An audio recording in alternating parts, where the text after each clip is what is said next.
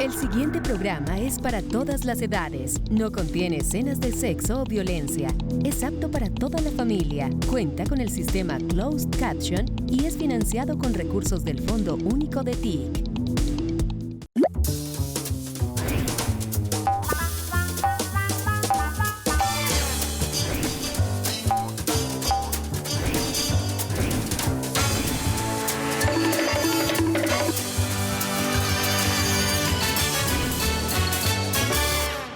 Hola, hola, bienvenidos otra vez a Trazos de Frente, un programa de análisis de la realidad colombiana, pero sin filtro y de frente. Aquí le vamos a mostrar la realidad del país con humor y con mucho amor.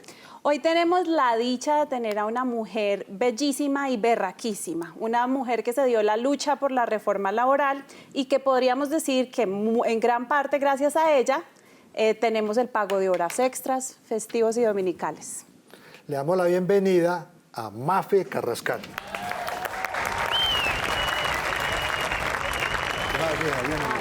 Bien, muchas gracias por invitarme a este espacio maravilloso. Muchas gracias. Bienvenida. Yo voy a asegurar que cuando se despida no me va a abrazar. Ya sé por qué. Ay, Dios mío. Mafe, querida, hemos escuchado mucho de la historia y de tu trabajo en la Cámara de Representantes y en el Senado, pero la más dura fue hace poco la reforma laboral.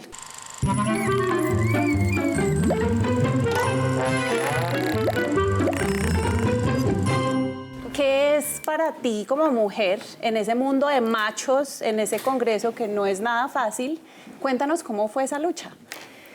Pues vean, para mí representa mucho, digamos, en lo personal, pero sobre todo por la responsabilidad colectiva que tiene liderar una reforma como esta. Esta no es una reforma que apareció en la mente de Gustavo Petro, que se la imaginó un día y entonces llegó a querer hacerse grande a través de ella, sino que es una reforma que fuimos construyendo intergeneracionalmente, digamos, es una reforma que representa mucho para la clase trabajadora de un país donde a la clase trabajadora, justamente por defender, por conquistar o tratar de conquistar derechos, se le asesinó, se le exterminó literalmente. Lo que pasó con la Unión Patriótica parte justamente, en buena parte, por esa lucha, por el trabajo decente, por el trabajo digno, por buenos salarios.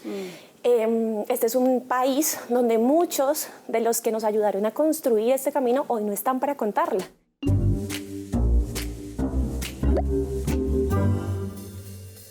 Aquí nadie se ha preocupado por el 1.8 billones de pesos que le dejaron de entrar a los trabajadores y trabajadoras durante 22 años. Les quitaron el límite de la jornada diaria de 8 horas y por tanto la posibilidad de recibir el pago de horas extras. Esto es una bofetada. O sea, pues que su papá estuvo amenazado de muerte. Por supuesto, de hecho, yo no hubiera nacido, realmente no hubiera nacido, no, en ninguna parte, ni en Ocaña, ni en ninguna parte, si nosotros no hubiéramos salido del territorio, es decir, del Catatumbo. Ocaña es la puerta del Catatumbo. Y mi papá, además de ser un líder sindical, creó el bienestar universitario, era deportista, él fue jugador de fútbol. Okay. ¿De qué equipo? De Atlético Bucaramanga. Ay, hombre. Augusto. ¿Y tú qué eres fan de Bucaramanga? No. Pero usted es de Millonarios. Sí, pero le voy a decir por qué. La traición, amigos, la traición. No, les voy a decir por qué. Lo que pasa es que mi papá jugó en equipos de la B, de segunda división, en Ocaña, en Motilones, y en primera alcanzó a jugar en Atlético Bucaramanga con Nano Prince. Nano Prince es mi padrino de bautismo y bueno, a mí me bautizaron el capellán de Millonarios me bautizó a mí. Entonces ustedes se imaginan como yo, siendo bogotana. No me diga que el capellán era Falcao. La primera persona que entrevistamos aquí también tenía tatuado eso Millonarios. vi. Mi homóloga, ¿cómo se dice? Mi tocaya. Sí. Mi tocaya, sí. Mafe Rojas. Sí, de hecho, tenemos hasta el mismo apellido. Mi segundo apellido es Rojas. ¡Ah, caramba! Sí. Mírame esta foto. Eso es en el Club de Millonarios y ese uniforme que tenía mi papá. ¿Y esa eres tú? Parece el del Cali. Esa soy yo. ¡Ay, qué belleza! Ese es el uniforme de la colonia ocañera en Bogotá y entrenaban en el Club de Millonarios, que es ese, y ahí jugaban Nano y jugaban otros. Y se fue para Ocaña, ahí crea el bienestar universitario y crea el sindicato sindicato de trabajadores dentro de la universidad. ¡Wow! Ahí lideró muchos procesos y en 1987 ocurrió un paro, que es el paro del nororiente colombiano. 7 departamentos pararon. Mi papá fue uno de los líderes que organizó el paro en todo el Catatumbo. Él salía de la universidad directamente a encontrarse con los campesinos. ¿En qué año fue eso? 1987. Y Gracias. ese paro dejó mucha gente, muchos muertos. Ahí estuvo también el primo del hoy ministro del Trabajo, Sanguino, que también lo asesinaron durante ese paro. A muchos, digamos que a muchos compañeros de mi papá los asesinaron, a él lo persiguieron mucho. El fútbol lo salvó muchas veces, para que ustedes vean cómo es también el fanatismo y muchas cosas de esto, pero ya no pudo más. El asedio fue impresionante, nos sacaron y mi mamá estaba embarazada. Entonces, por eso les digo que esta lucha es colectiva, que esta lucha no es de una persona, no es de 2 personas, es de muchas generaciones. Hay mucha gente que no está hoy para contarla, pero que ha construido este camino con cada uno y cada una de nosotras. Entonces, yo creo que nosotros no podíamos ser inferiores a lo que, digamos, la historia nos plantea, que es proteger digamos, esa lucha como un bien muy preciado, pero que además al cual tenemos que rendirle un homenaje, y es reconquistando derechos para la clase trabajadora. Yo creo que mi papá cada vez se quejaba tanto de eso. ¿Cómo se llamaba su papá? Mi papá se llamaba Santiago Carrascal, y cuando llegamos, quiero decirles esto, que ustedes no saben qué es crear un solo empleo, ustedes no saben qué es aportar, porque ustedes siempre han vivido. Sí.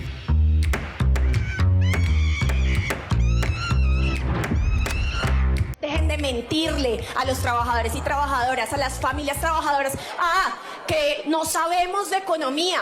Yo he sido empresaria y me he quebrado 2 veces. Aquí no vengan a darnos lecciones de economía los que no tienen ni idea de lo que es pagar una nómina.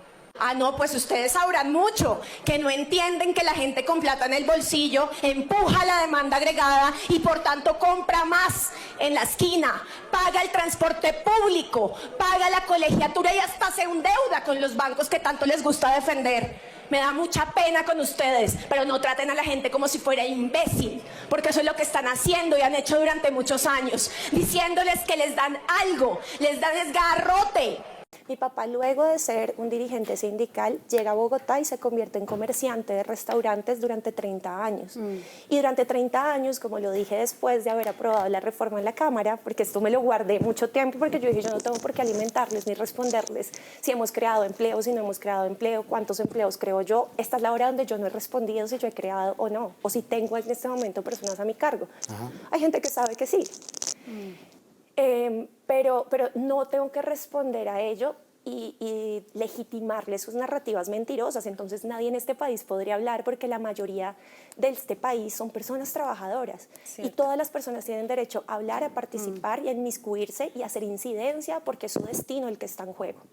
Entonces mi papá fue comerciante y nunca le robó, porque robar es robar plata y robarle tiempo cuando a los trabajadores no se les paga lo que corresponde por la riqueza que generan a través de su trabajo. Listo. Entonces nunca lo hizo y fueron madres cabeza de hogar que trabajaron con él mucho tiempo. Vamos a unos mensajes y ya volvemos con la representante Mafe Carrascal.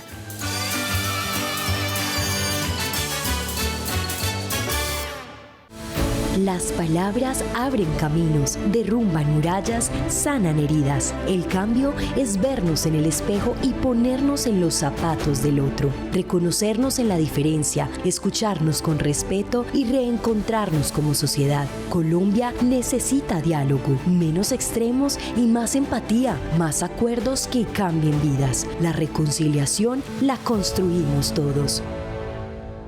Comisión de Regulación de Comunicaciones. Los derechos laborales ya no son un pedido extraviado, ahora son una ley de la República con millones de destinatarios, una ley que dignifica el trabajo de la gente que vive contra el reloj. La reforma laboral beneficia a miles de domiciliarios. Ellos dejan de ser invisibles. Adquieren derechos a la salud y la pensión, mientras las aplicaciones digitales asumen obligaciones. Cumplimos. Gobierno de Colombia. Comisión de Regulación de Comunicaciones.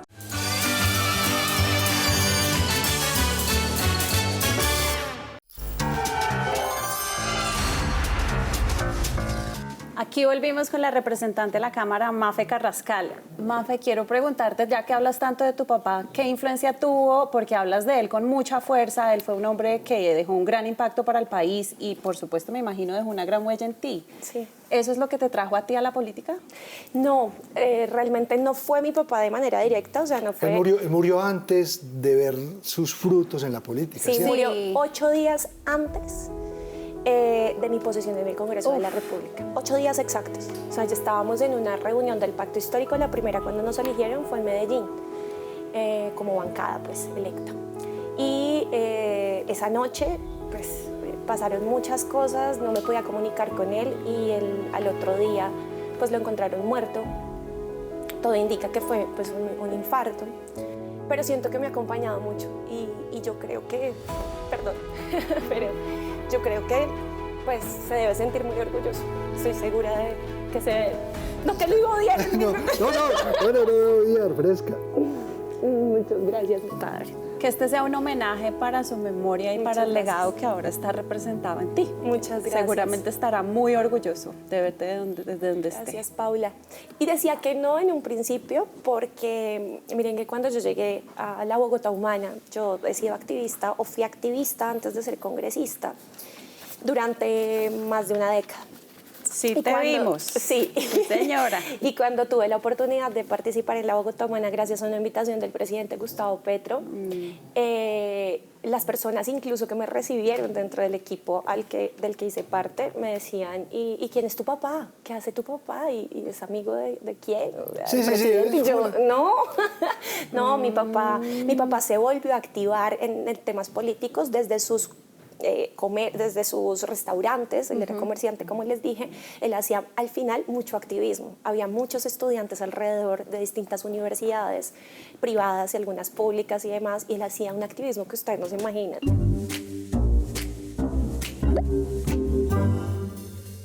Pues yo estaba viendo tu activismo y recordándolo, ahí vimos no al Grupo Aval, que tenía mucho que ver con Obedrec en el momento en que salió el escándalo, y ese fue un hashtag tuyo. Sí. Renuncia fiscal a Néstor Humberto Martínez, que también así es un gran incógnita para la justicia todo lo que pasó con ese fiscal y todavía no está concluso, pero está la huella de ese activismo, de todo lo que conocimos de lo que estaba sucediendo.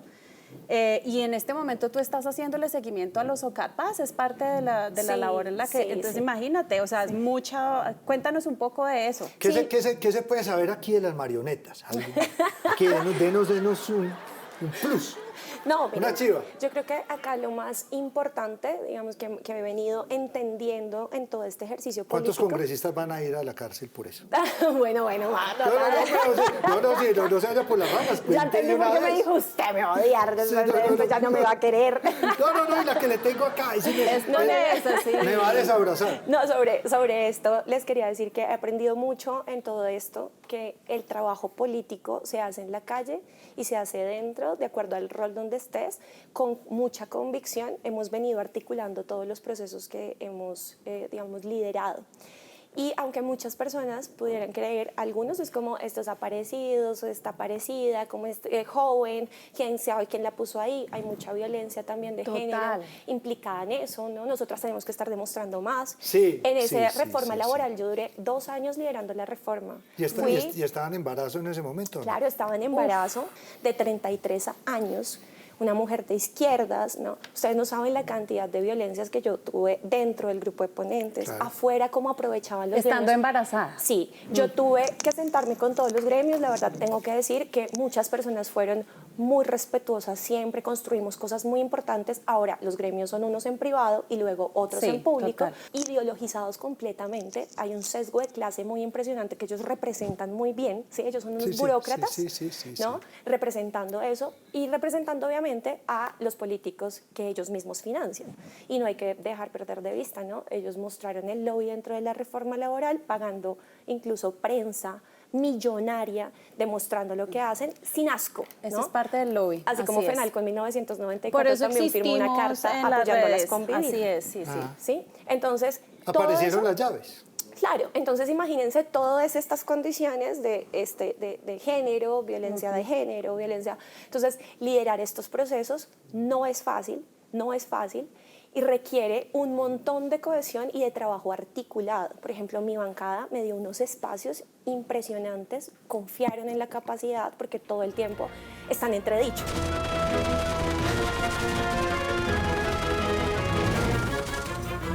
¿Cómo es trabajar dentro del equipo? Porque es que los machismos obviamente se ven cuando están mucho más explícitos desde la oposición. Te van a atacar por ser mujer, te van a atacar por ser joven, te van a hacer cuánto comentario, pero dentro de los equipos de trabajo, tus colegas, ¿cómo ha sido? Que es fuego amigo. Que sí, puede también pasar y pasa mucho. Esto es un mundo de machos. Yo tengo que decir que en la bancada del Pacto Histórico, todos, los hombres, las mujeres, todos creyeron en mi trabajo. Eran como, danos línea, ¿qué hacemos? Como, porque pues uno se especializa en temas. Claro. O eso es lo que debería ser, creo yo, un buen congresista, porque imagínense uno especializándose en todo y hablando de todo. Hay algunos y algunas por ahí que lo hacen y al final no tienen un buen resultado, no tienen resultados tangibles, ¿no? No tienen resultados claros sobre temas concretos.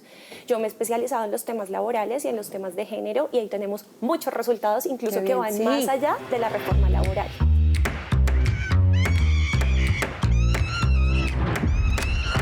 Ahorita sí, voy a sacar las cartas mías para que me odie. Para que me odie. A ver. Ay, no, pero está bonita. A mí me gusta, Matador. Yo sí tengo yo tengo buen humor. No, la cuestión es que cuando uno dibuja mujeres, las mujeres se ven ahí, se ríen con uno, pero después dicen, no, estoy mucho bruta. No, porque la caricatura es esa, ¿no? Entonces, y exaltar lo que no tiene. Yo tengo una Eso le dije.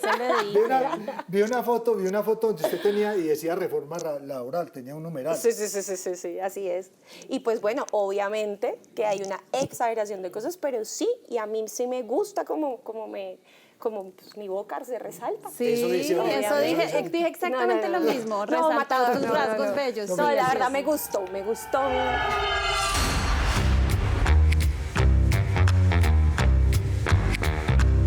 Tú hablabas ahorita, cuando estabas hablando de los lobbies que habían en contra de la reforma laboral, que estaban muy ideologizados. Sí.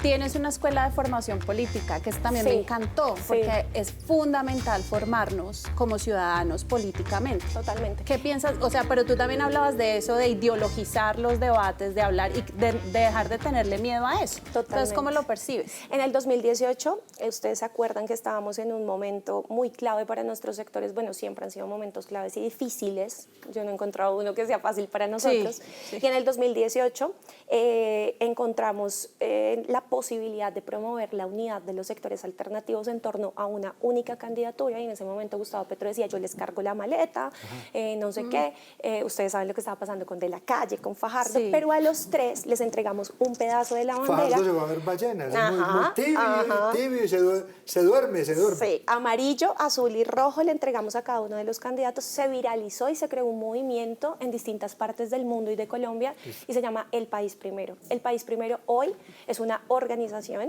y la tenemos, digamos, en varias partes del país. Son jóvenes que se están formando. Abrimos una escuela de formación política y entonces me decían por ahí, ¿y qué es esa mierda? Ideologizada, seguramente ustedes lo que van a hacer, ¿cómo es que le dicen estos? Que nosotros... El rayo homosexualizador. Sí, bueno, una cantidad de cosas y esa mierda ideologizada. Y yo, pero ¿cómo no va a ser ideologizada? Ese es el problema de la política hoy, que se ha vaciado tanto de contenido, la hemos vaciado tanto de contenido. Yo creo que es volver a llenar de contenido el debate público, es volver a hablar, es volver a entendernos a través de los argumentos y no solamente de los ataques.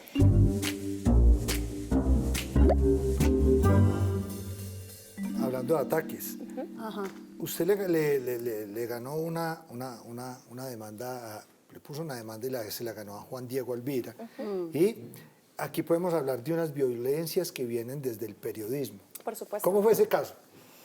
Sí, y yo conozco a Juan Diego y es muy querido y todo, pero... Yo también lo conozco, pero pues la embarró. Y creo que por este momento creo que estoy vetada en la W y en el Grupo Prisa por un rato, ya lo tenía claro, pero yo creo que hay peleas que hay que dar.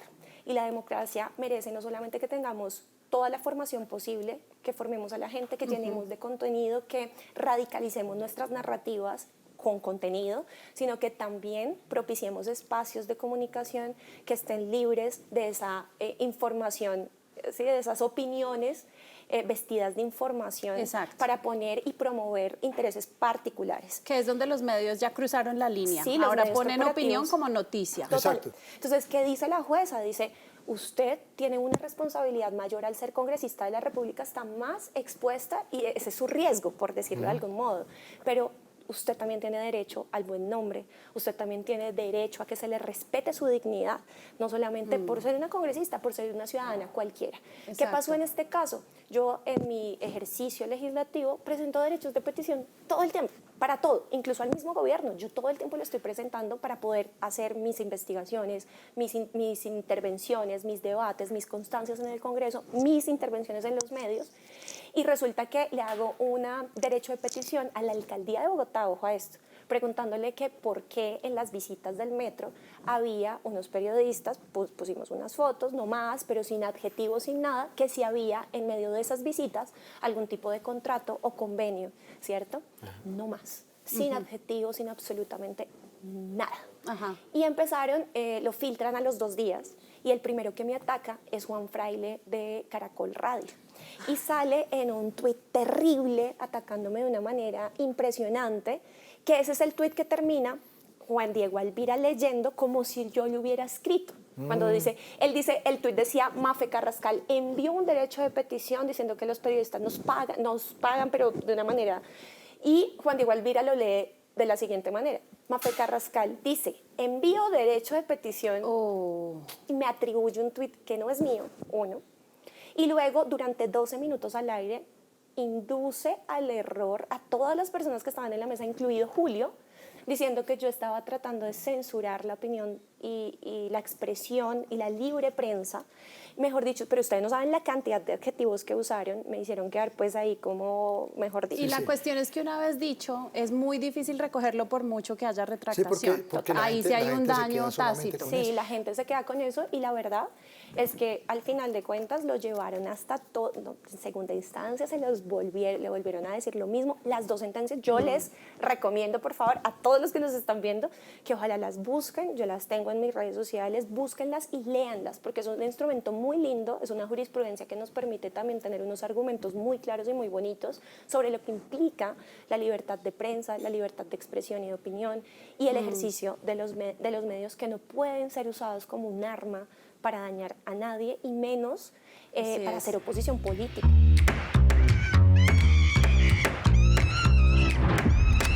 Sobre el control político que tú hiciste con Obedrec, porque ese es un tema que todavía está muy vivo y que no ha llegado a conclusión acá en Colombia, único país, pero así seguimos. ¿Cómo fue eso?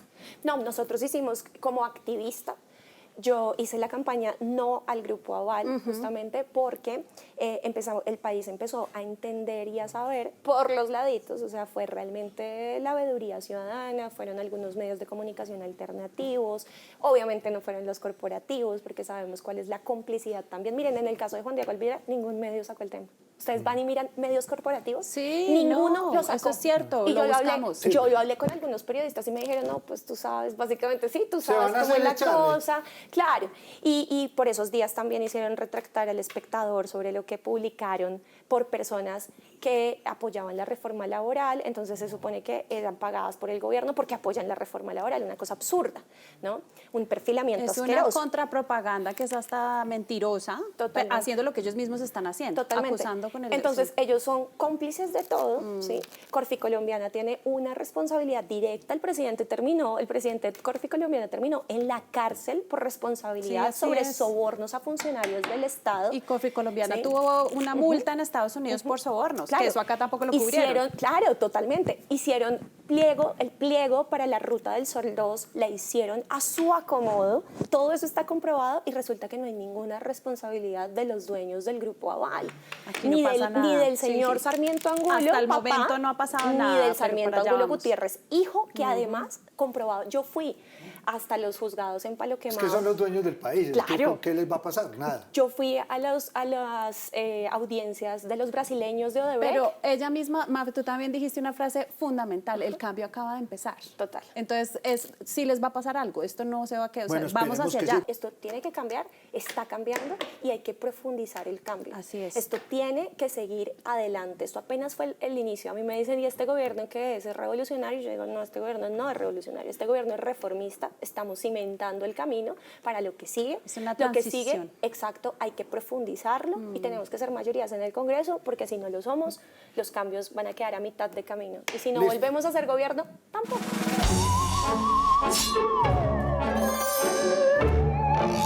Nosotros somos revolucionarios también, pero aquí en la cartomancia, vea. Tenemos unas cartas políticas. Usted me va a decir y me va a escoger de este pedazo o de este pedazo, me va a escoger. Sí, se volvió tarotista. Cualquiera. No, señáleme. Este. Eso. Se volvió tarotista, Yo voy, sí. matador. No, es que sopla aquí, ellas.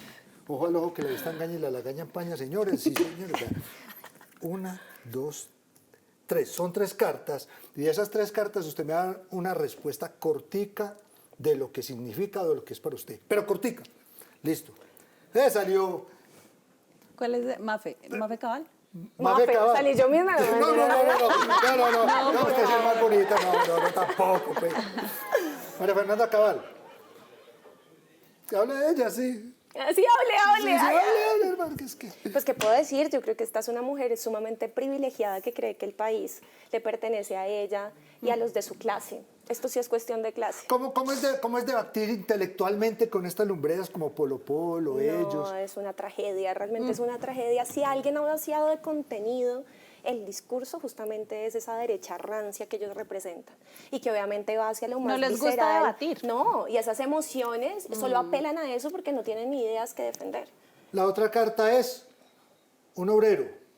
No, eso es dignidad. Muy representativo Sí, muy tuyo. representativo. ¿En serio me salió eso? Usted me tiene ahí puros obreros y puras María Fernanda. No, es que yo soy mago. No, pues todo lo un dice. obrero.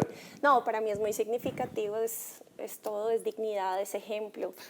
Y es victoria con la reforma. Es victoria y además de eso les tengo un agradecimiento absoluto por tanta resistencia. Bueno, pues ellos representan esa clase política que como María Fernanda creen que todo se lo merecen, que las instituciones les pertenecen, que heredan el poder uno a uno, pero que no se han dado cuenta que este país cambió a partir del estallido, a pesar de que todo esto se viene cosiendo desde hace mucho tiempo, como les dije, que es intergeneracional, las coordenadas ideológicas de este país cambiaron. Y en los que antes estábamos arrinconados porque nos exterminaron, porque nos sacaron exiliados, porque nos mataron a nuestra gente, hoy sabemos y tenemos nuevamente vocación de poder. Y sabemos que podemos ocupar esos espacios, y eso es lo que no les gusta, porque sí es una cuestión de clase.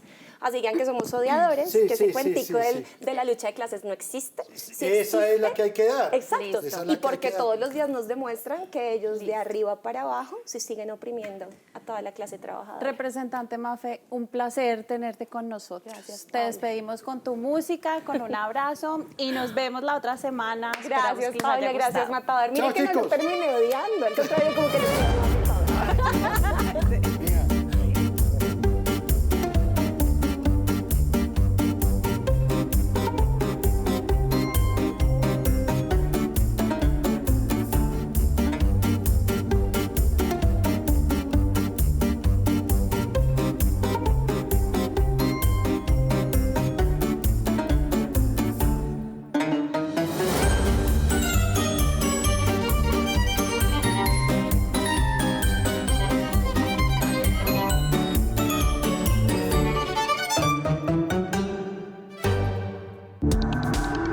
Este contenido fue financiado con recursos del Fondo Único de TIC.